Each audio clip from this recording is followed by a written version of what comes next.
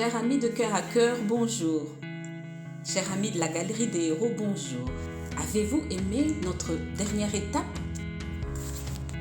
Existe-t-il encore en ce siècle un domaine professionnel où la femme n'est pas représentée? En réalité, très peu. Et je dois même dire que les femmes sont aujourd'hui à la tête d'entreprises aussi grandes et importantes que petites et essentielles, et cela pratiquement sur toute la planète Terre. Une femme que je découvre dans notre Galerie des Héros, Lydie. Lydie de Thyatire. C'est au cours de ses nombreux périples d'évangélisation que l'apôtre Paul et ses compagnons de voyage rencontrent cette femme. Elle n'est citée que 2 fois dans la Bible, dans le Nouveau Testament.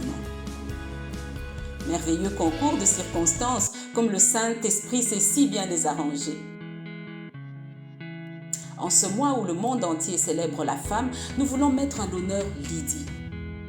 Pourquoi? La femme actuelle peut parfaitement s'identifier à elle et elle a bien de leçons à nous apprendre. Dieu fait toutes choses pour un but. En regardant la carte des voyages de Paul, on s'aperçoit qu'il a essayé avec ses compagnons d'aller à gauche puis à droite. Mais le Saint-Esprit les a conduits droit devant eux en Macédoine. Actes chapitre 16, versets 6 à 9. À gauche se trouvait la province d'Asie, la région d'Éphèse et à droite la Bithynie. C'est donc de l'autre côté de la mer Égée qu'ils vont se diriger. Quelle belle attitude d'obéissance que devrait avoir tout serviteur obéissant. Toujours attendre les instructions d'en haut et se garder d'insister ou persister dans une voie qui n'est pas de Dieu quand nous sommes en présence de portes fermées dans notre parcours. Lorsque nous nous confions en lui, il est fidèle et nous promet de nous guider car il est notre lumière. Psaume 32, versets 8 et 9. Je t'instruirai et te montrerai la voie que tu dois suivre. Je te conseillerai, j'aurai le regard sur toi. Ne soyez pas comme un cheval ou un mulet sans intelligence. On les bride avec un frein, un mors dont on les part, afin qu'il ne s'approche point de toi. Attentif aux instructions de celui qui l'a envoyé, Paul poursuit son chemin. Mais Christ a un but. Paul doit passer en Macédoine et arrive à Philippe. Philippe est la première ville européenne qui va entendre et recevoir l'évangile de Jésus-Christ. C'est à Philippe que Dieu a rendez-vous avec Lydie. On pourrait imaginer et presque entendre le Saint-Esprit dire à Paul « N'allez ni à gauche ni à droite ». Acte 18, verset 10. « Car je suis avec toi et personne ne mettra la main sur toi pour te faire du mal.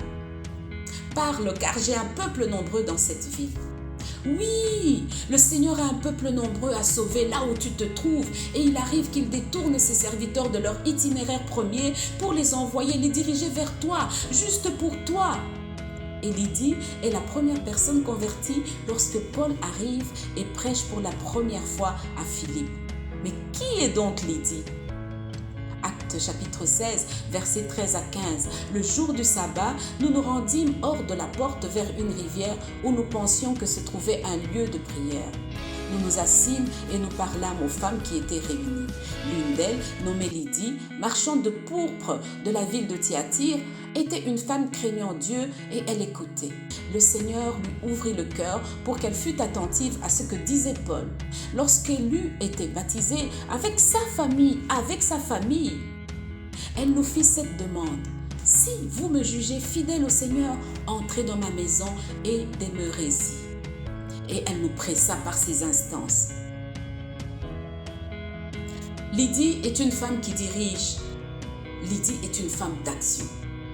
Marchande d'étoffes de pourpre, commerçante, originaire de la ville de Thyatire, craignant, pouvons dire qu'elle adorait Dieu, elle me fait penser à la femme de Proverbe 31. Proverbe 31, versets 13 à 14, verset 16, versets 22 et 24. Elle se procure de la laine et du lin, elle travaille d'une main joyeuse. Elle est comme un navire marchand, elle amène son pain de loin, elle pense à un champ et elle l'acquiert. Du fruit de son travail, elle plante une vigne. Elle se fait de couvertures, elle a des vêtements de fin lin et de pourpre. Elle fait des chemises et elle les vend et elle livre des ceintures aux marchands. Malgré ses activités professionnelles, elle attendait samedi, le jour du sabbat, avec impatience. Plus que tout, il y a quelque chose qui lui tient particulièrement à cœur, ce rendez-vous hebdomadaire qu'elle a avec d'autres femmes qui partagent avec elle sa quête, sa recherche de Dieu.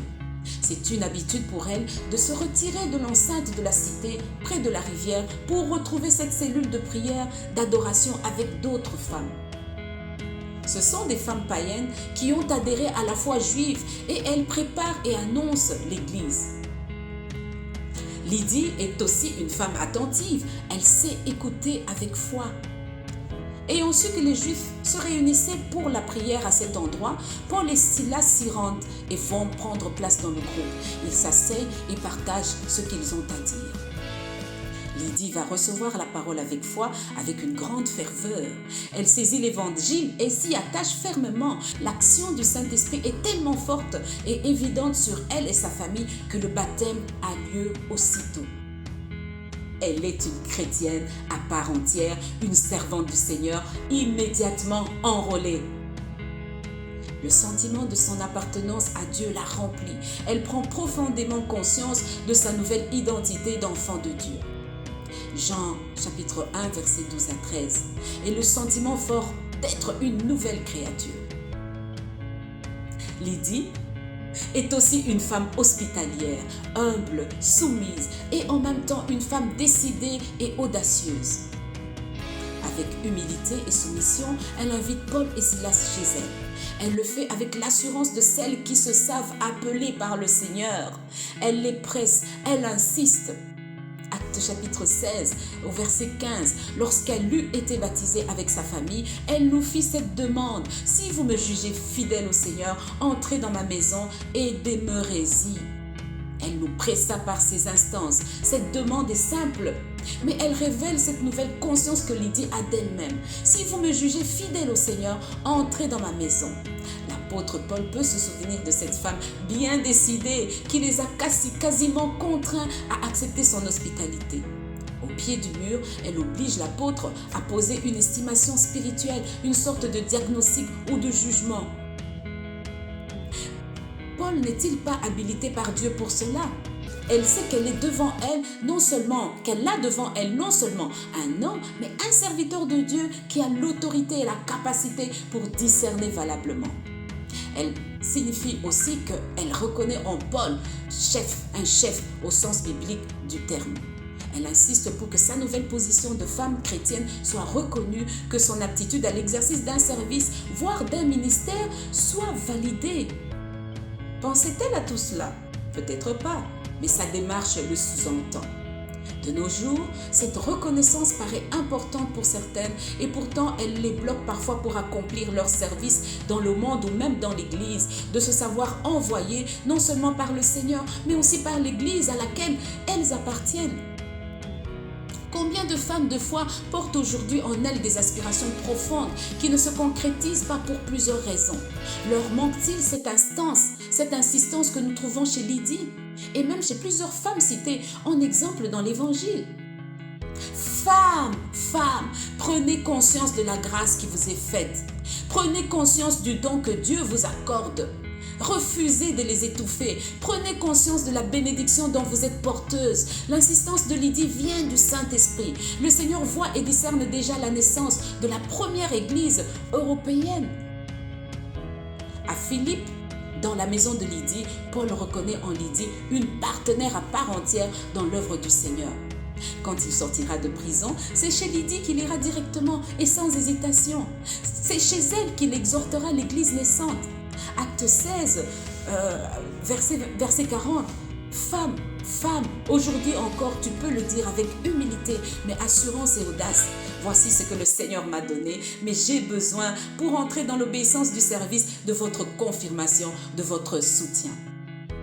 Devenez tout ce que Dieu dit de vous en restant dans l'amour et l'obéissance à la parole. Soyez joyeusement et hardiment dans l'Église ce que vous êtes réellement dans le Seigneur.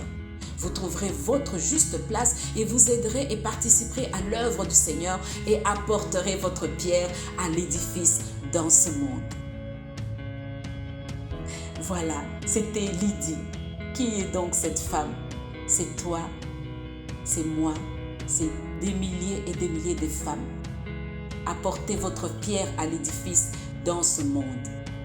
Si vous avez aimé cette partie, cette étape avec Lydie, je vous convie à l'étape suivante. Restez connectés, partagez autour de vous, ça va faire du bien à quelqu'un. Pourquoi pas booster une femme? Pourquoi pas booster aussi un homme? Parce que devant le Seigneur, nous sommes tous des serviteurs. Que Dieu vous bénisse et à très bientôt.